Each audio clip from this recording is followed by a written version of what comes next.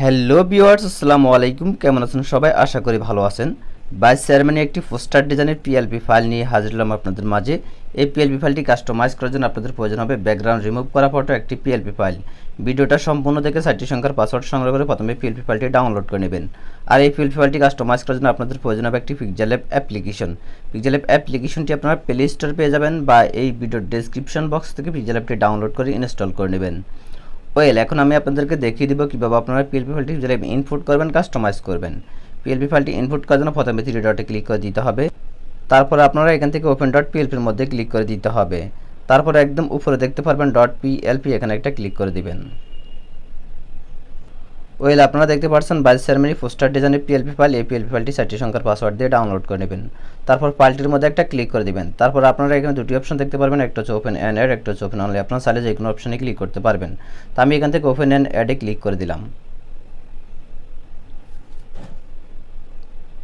Welcome viewers, PLP ফাইলটি যেভাবে input হয়ে গেছে, এখন শুধু কাস্টমাইজ করব। তো আমরা এখান থেকে পিএনজিগুলো কাস্টমাইজ করতে পারবো, চাইলে আমরা এখান থেকে ফটোগুলো কাস্টমাইজ করতে পারবো, চাইলে এখান থেকে প্রতিটা লেখা কাস্টমাইজ করতে পারবো। তো এগুলো কাস্টমাইজ করার জন্য আমরা দেখতে পারবো 3 ডট নিচে লেয়ারের মধ্যে ক্লিক করে দেবো।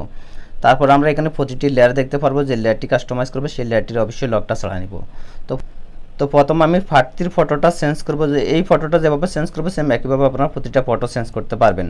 তো ফটোটা চেঞ্জ করার জন্য প্রথমে আপনারা এখান থেকে লক আইকনে ক্লিক করে দিতে হবে। তারপর আপনারা আবার লেয়ার অপশনে ক্লিক করবেন। তারপর ফটোর মধ্যে ক্লিক করবেন এবং দেখতে পারবেন ফটোটা নড়াচড়া করতেছে।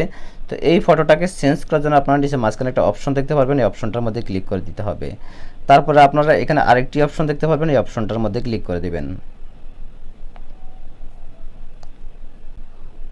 গ্যালারি থেকে ফটোর ব্যাকগ্রাউন্ড রিমুভ করে একটা ফটো নিয়ে আসবেন। আপনারা যদি ফটোর থেকে ব্যাকগ্রাউন্ডটা না রিমুভ করতে পারেন, তাহলে অবশ্যই আই কার্ড অপশনে ভিডিও আসবে, ভিডিওটা দেখে আসবেন।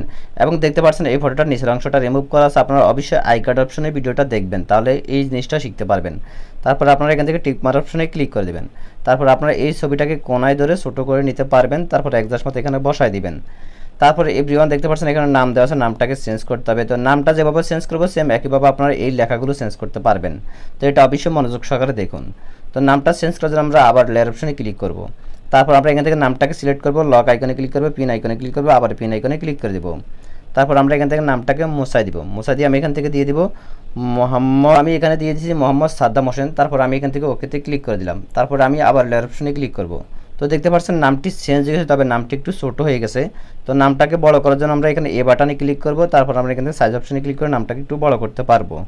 তারপর আমরা এই নামটাকে পজিশন মতো নিয়ে যাওয়ার জন্য আমরা এখানে পজিশন অপশনে ক্লিক করব। তারপর আমরা এই নামটাকে পজিশনে নিয়ে যেতে পারবো। তারপর আপনারা এই ডিজাইনটি সেভ করবেন। সেভ করার জন্য একদম পুরো সেভ আইকনে ক্লিক করে দিবেন। তারপর আপনারা এখান থেকে সেভ অ্যাজ ইমেজে ক্লিক করবেন। তারপর আপনারা এখান থেকে সেভ টু গ্যালারিতে ক্লিক করবেন। তো আমি একটি ফটো যেভাবে চেঞ্জ করছি সেম একইভাবে আপনারা প্রতিটা ফটো চেঞ্জ করতে পারবেন। আমি লেখাটাকে যেভাবে চেঞ্জ করছি সেম একইভাবে আপনারা প্রতিটা লেখা চেঞ্জ করতে পারবেন। তো ডিজাইনটি এভাবে সেভ করে নেবেন। তো আজকের মতো ভিডিওটা এই পর্যন্ত। যদি ভিডিওটা আপনাদের কাছে ভালো লেগে থাকে তাহলে অবশ্যই একটা লাইক করবেন, কমেন্ট করবেন, চ্যানেলটি সাবস্ক্রাইব করে রাখবেন। ধন্যবাদ সবাইকে। আল্লাহ হাফেজ।